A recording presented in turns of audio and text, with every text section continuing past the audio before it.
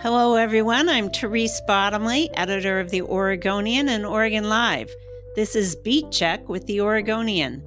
Today, I'm talking to two reporters who each covered parts of the murder case involving Nancy Crampton Brophy, Shane Dixon Kavanaugh, and Zane Sparling.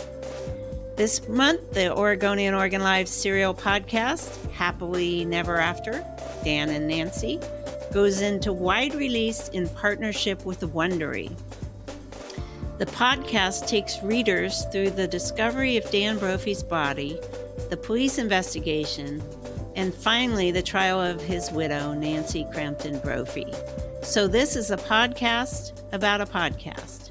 Shane, welcome back to Beat Check. Oh my goodness, Therese, it is wonderful to be here with you and Zane today. Zane, great to talk to you again as well. I'm feeling very meta now that I realize we're looking through the podcast mirror.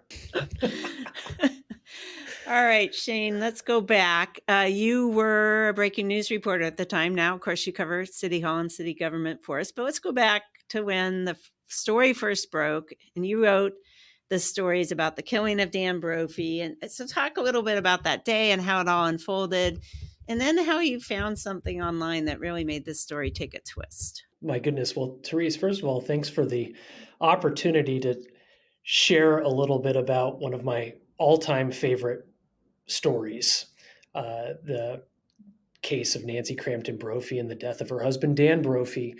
But just to sort of state clearly at the beginning, when Dan Brophy was first shot and killed at his place of work, I did not cover that the homicide when it first happened, because that was in June of 2018. It happened on a Saturday, if I recall, off the top of my head here. And so it was that was something that went to the weekend reporting staff. And this wasn't a story that I touched at all until an arrest was made several months later in September.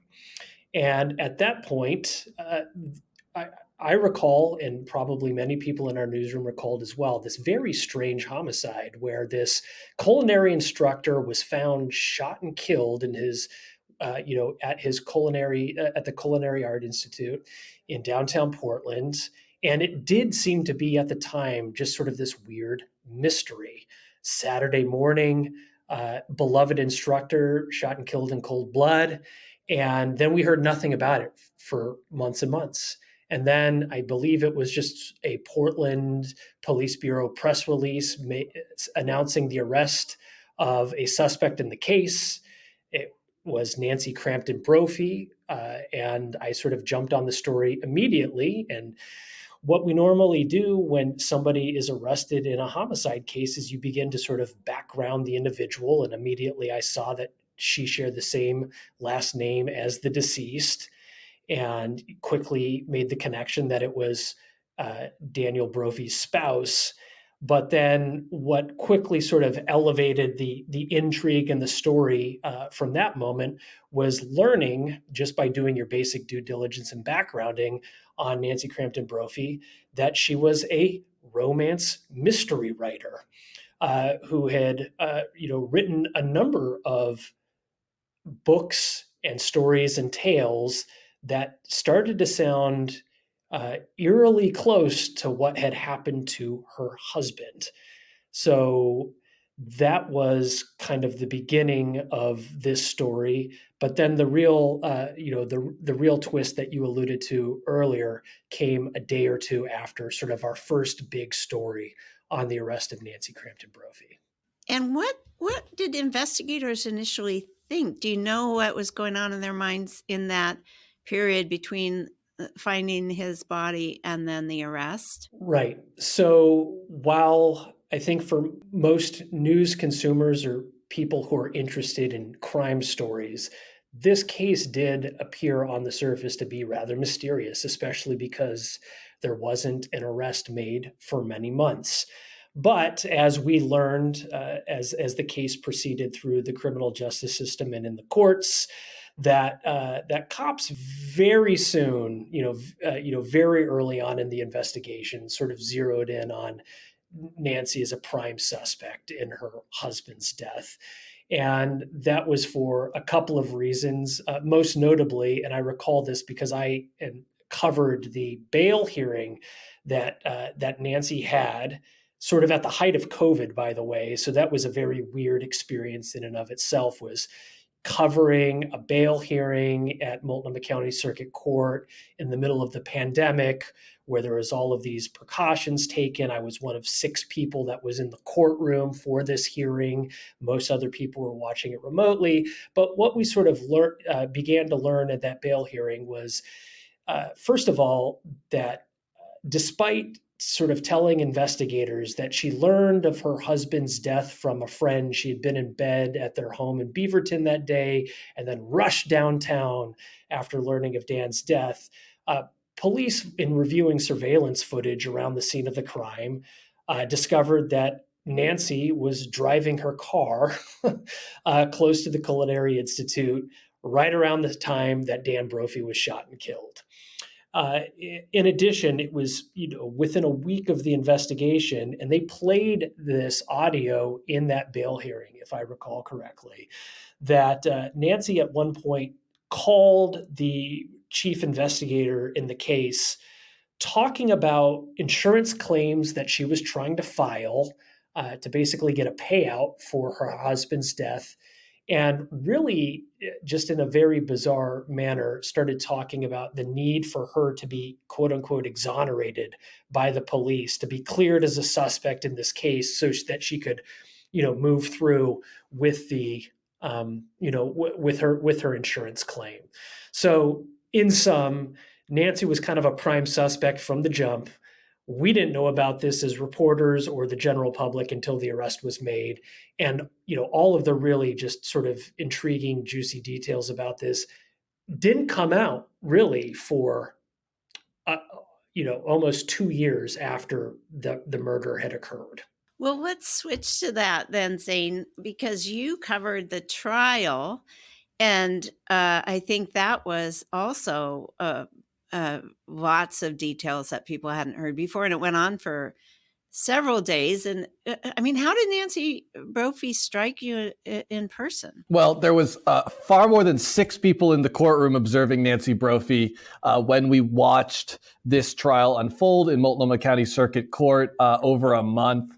Nancy Brophy, the people we interviewed for this podcast, has characteristically been described as a grandmotherly figure. She looks like she's about to offer you some freshly baked homemade cookies.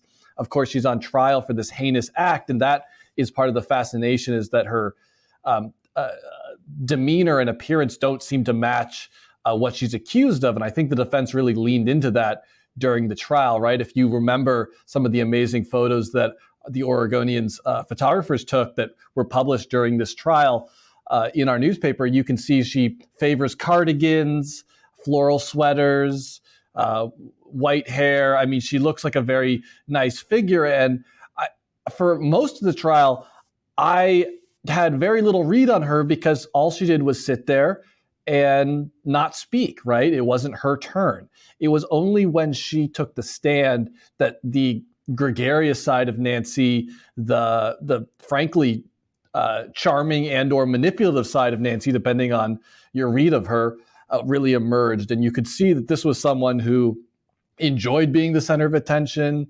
enjoyed having the mic, and someone who's snarky and funny, not a dull-witted person by any means. And that was such a breathtaking moment to see her on the stand. And then, of course, how her personality shifted when she was being cross-examined by Sean Overstreet, the deputy district attorney. Her defensiveness, her very self-damaging testimony, the fact that she kind of couldn't stop herself from talking, even when it was harming her, making her look worse in the eyes of the jury. It was kind of like watching the cross-examination of Lady Macbeth, I think. Well, and unusual in that, defendants don't have to take the stand and jurors aren't supposed to hold that against them. And a lot of times defense attorneys don't want their clients to get up on the stand for that very reason, because the prosecution then gets a shot at them. But very interesting to watch, no doubt. So Shane mentioned the minivan in the video. that the police saw of Nancy driving her minivan and right around the culinary school, which is right over there by Providence Park and Lincoln High School and KGW. And so how did the defense handle that? Or, what was the best line of defense in terms of she didn't do it? So Nancy and the defense admitted that it was indeed their client in the car, in the minivan, driving to the murder scene at the exact same time that the murder occurred. And they reveal only in the final days of the trial that Nancy was now claiming to have suffered amnesia, right? Retroactive amnesia, because in her recorded interview with detectives, when they told her that her husband had been killed for the first time, she says, I was at home in bed working on my novel. She doesn't say that she went for a drive to her husband's workplace. So they had to get around that inconsistency in the recorded audio. And so their plot whole bridge that they created was the retroactive amnesia, that Nancy was in so much shock from learning her husband had died that suddenly she completely forgot everything about what she'd done earlier that day, which in fact, if you believe her, was that she had been working on her novel, decided that the best way to work on her novel was to not sit at her laptop, but instead to sit in her car where she can't write or make any notes and just go for a drive, park in front of her husband's workplace or a few blocks away, and somehow that would allow the creative juices to begin flowing. It's certainly not my routine when I'm on deadline. And Shane, you and Zane both, I think, had glimpses into this community of romance novelists and romance mystery writers in Portland. And did you know anything about that world before this, either of you? I certainly did not. And one of the things that I'll mention too, that really kind of took this story to the next level and ties into this community of romance mystery writers, was the discovery within a day or two after I had done that first big story on the romance mystery writer who's now accused of killing her chef husband in downtown Portland, was when we discovered that at one point, Nancy, who was involved with other romance mystery writers and actually contributed to a blog that was maintained by several of these writers, had written an essay that was titled "How to Murder Your Husband." And that took sort of just a really intriguing, interesting crime story locally and turned it into kind of an international tale that got picked up around the world after we broke that story.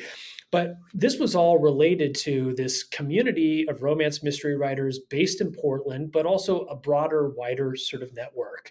And those were really sort of fascinating and interesting characters that I had not encountered as a reporter in Portland prior to that. And one of my great misfortunes in terms of the reporting that I did on this story was, try as I might, I was unable and unsuccessful to get any of Nancy's closest writer buddies to actually talk to me. I believe I reached one or two fellow writers in the Portland area right after she was arrested, just because I sort of went through a list of these local writers and was just cold calling them and reached one or two of them. And I believe one was quoted in the story that I did, who just, expressed a level of disbelief and shock. But in terms of the real cohort group of people that Nancy socialized with, plotted stories together with and workshopped with, those were folks that I didn't, really get a chance to spend much time with. And I know that Zane tried diligently as well to make inroads with those folks. Yeah, and Zane, that community and the phenomenon of romance novels and their popularity becomes, part of the podcast for sure. And so let's talk about the podcast a little bit. 6 episodes. Why don't you rough it out for us, kind of where it starts and where it goes from there? Yeah, so the podcast is called Happily Never After. It's a storybook romance that goes horribly wrong, the true life narrative of Dan and Nancy's relationship. It's told over 6 episodes. And in it, you're going to hear a lot of exclusive interviews from people who didn't testify during the trial. You will hear from a very close friend of Nancy, who was a romance novelist and was in the Rose City Romance Writers group. You'll hear from a friend of Nancy's who had known him for decades, was at one time Dan Brophy's boss, was at one time Nancy Brophy's roommate, someone who had observed their relationship for years. And you're going to hear from a lot of people who love Dan. You're going to hear from the people who had never met either of them, the investigators, the police officers, the detectives, and the prosecutors who considered all the angles, came into this with no preconceived notions, and they diligently followed the facts to the correct conclusion that was found by the jury, which is that Nancy did this. I think what's so shocking about this is that while we were able to speak with romance writers, and the host, in fact, is a novelist who had met Nancy, Nancy retains a circle of friends who believe in her innocence and believe that she is going to win on appeal, that this murder conviction is going to be turned over and thrown out. It's hard for me as an objective journalist to understand why these people won't engage with the facts. I've spoken to several of these supporters of Nancy in interviews that, well, not in interviews because they were conversations where I agreed to go off the record and to speak to them, and I won't divulge anything personal, but I can tell you that I would ask them, well, how do you respond to this piece of evidence? What is your explanation for that? And I was met with shrugs and simple magical thinking, I guess I'll say. I guess in the world of novelists, that's called suspension of disbelief, and they're waiting for the great plot twist at the end, perhaps. So talk a little more about the narrator. She's a local woman and is active in the writing community. And so she's the voice behind this podcast. Yeah. So Heidi Joy Trethewey is the presenter, the narrator of Happily Never After. And she's most well known for a book called The Tattoo Thief. It was a real successful book, sold a lot of copies.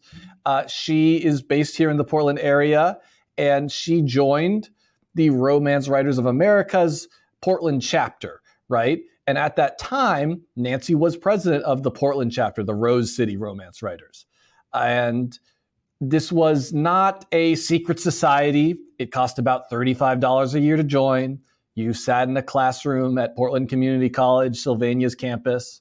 It was generally 50, maybe 75 people. At one point, I remember she said about a third of the chairs were full. It wasn't a critique circle. It was more of a presentation when they would have a guest each time who would offer their tips or on how they built their career. And Heidi was not friends with Nancy Brophy. A direct quote, when she walked in and she saw that Nancy was the chick in charge. She felt that Nancy was kind of ruling this group like a fiefdom, which was very surprising because Nancy was a self-published author. She was someone who had written a lot of books, but none of them had any commercial success at all. All of her commercial success happened, success is the wrong term, but all of her attention happened after her arrest. So she was not a successful novelist, but she was successful at getting people to follow her, gaining control of this group, becoming the president. And Heidi was sort of repelled by that controlling personality that Nancy was displaying. Heidi will tell you in the podcast that there was a time when, she actually was looking for advice after her book, The Tattoo Thief, which was a commercial success, was already out. And Nancy basically scolded her and said, oh, your title is wrong for your sequel, and you're doing this wrong and that wrong, which was very surprising to Heidi because, of course, Heidi had actually published a book successfully, whereas Nancy had not. So certainly you're not going to hear someone who's Heidi came into this just like everyone else, where she was objectively looking at the facts, but she can offer her own personal memories, and that really makes this podcast special. And in addition, the reporting for a podcast and the writing is certainly different from newspapering. You're looking for audio. So you had the trial audio, and then there were phone calls. Weren't there jail phone calls or phone calls to police? So how did you go about collecting all of that? Oh, yes. We had the complete case file from the prosecutor's office. So we reviewed really hundreds of hours of jail phone calls that Nancy made before she was convicted to her friends. You'll hear some of those in the podcast. The detectives recorded many of their initial interviews with people. Some of those these were not necessarily suspects, but they recorded their interviews with the members of the community. Some of them were not called to testify, but we could review the audio from those investigations, and you'll hear some of that in the podcast. So it really is an exhaustive look at this case, and it is, I think, Therese, it is so much different creating a narrative podcast. If I was writing a story about Shane Dixon Kavanaugh, I would ask you for a quote, and you would say, well, we keep him around because it's too much trouble to get rid of him, right? Or maybe you'd say he's the fantastic, amazing reporter we all know and love him to be. And I would have a great quote about how awesome Shane is, and we would use that in the article.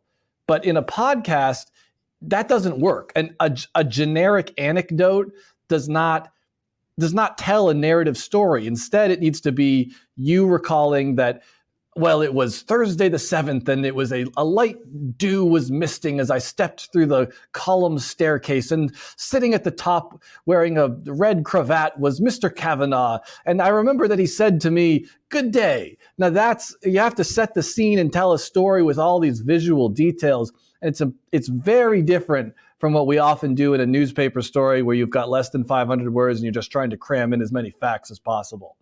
So, well, this one certainly seemed to have a lot of those really intriguing facts between retrograde amnesia and everything else. So, Shane, you've covered a lot of stories in New York City and around the country and in Portland. I mean, where does this one rank for you in terms of memorability? I mean, I think I said at the very beginning of our conversation here that this is one of the most memorable cases that I have covered and followed closely. There were periods of time, the unfortunate thing was because of COVID in part that the entire case just got drawn out over a huge period of time. I mean, a murder trial like this is always going to take a long time to actually get to the trial itself. But then things were really significantly slowed down because of the pandemic.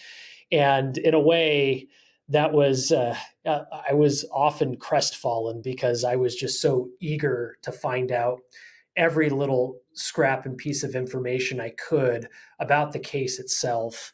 I mean, I remember there was a period of time where I had learned that there was going to be hundreds of pages of search warrant affidavits that would become public if I asked the right person in the courts. And I mean, I remember setting this up in advance. I mean, this was like Christmas in, I forget, February or March, but literally going there and picking up a giant stack of paper and then just sitting down at my desk and spending the next 3 hours just poring over, every detail here. Just in terms of, even though the cops were able to quickly determine that Nancy Crampton Brophy was the person who shot and killed her husband, even though they were able to quickly determine it, one of the things that this podcast will sort of show, and what our coverage kind of revealed as well, is Nancy is just an entirely fascinating character. And so was Dan, for that matter, and the relationship. But also, she really thought, there was a period of time where she thought that she had crafted the perfect murder. I'm not going to get into too many spoilers because there are some other real wild twists and turns and things that she did to kind of game this thing out in a way where she thought she was smart enough to outsmart the investigators, or that she could pull this off, get the insurance money, and take off to Europe or someplace else around the world. Because at one point I discovered her Pinterest boards online, which indicated that she was already, stocking up on books such as How to Travel Around Europe by Yourself. And, other things about kind of traveling abroad as a single person or as a solo person. I mean, these were, she left sort of digital clues and footprints everywhere that I guess she just didn't sort of consider. But when you sort of see everything that she put into what she had in mind, it's breathtaking. And then it's just the simple fact too, and Zane touched on this when sort of describing who you saw in that courtroom. I mean, just keep in mind that when she was arrested for Daniel's murder, she was 69 years old. Yeah, I mean, you just don't see, a person at that age being accused often of something like this, and so that just adds another layer for me, at least. Yeah, saying the to get the front row seat, I guess, at the courthouse to an extraordinary trial and an extraordinary time, but really very unusual for. I mean, it's not unusual for the loved one or the partner to be this chief suspect, but certainly, as you described, the grandmotherly Nancy Crampton Brophy probably was a shocker for the police. Yeah, especially given her complete lack of any sort of previous criminal record. You'll hear from her first husband in the podcast, who was actually a police officer in Texas. She was not someone who lived on the wrong side of the law by any means. She had been a respected business owner, owned a catering company, and was occasionally quoted in the Oregonian and was part of our restaurant and food event coverage for many years before getting out of that line of work. I think it's certainly a tragic story, but primarily, of course, for Dan and his loved ones. He is the person we tried to center in this story. While Nancy is fascinating with her ability to deceive and her maliciousness, Dan is the hero of this story. Dan is the person who I think we wanted to honor his memory. We wanted to respect the wishes of his family and loved ones. I hope that we've heard from a lot of them already, and we participated with Dan's family, of course, throughout the entire process, hoping to show that we can create a product that, while also looking at the very true and evil acts that occurred, can also honor a man who was a dedicated chef, instructor, somebody who made a huge impact on Portland's culinary community, launched the careers of hundreds of people here in this area, and someone whose legacy lives on to this day. Well said. And I have watched or listened to all 6 episodes, and I'll link to them in the episode's notes. It's out on wide release now through Wondery. People can find it wherever they find their podcasts. Again, it's Happily Never After. And with that, we'll call it a wrap. Thanks so much for listening to Beat Check with the Oregonian. If you like this show, give us a 5-star rating and review on Apple Podcasts. It really helps people find the show. Tell a friend, help spread the word. The best way to support our journalism and stories like this one is with a subscription to OregonLive. You can do that at OregonLive.com/pod support. Until next time.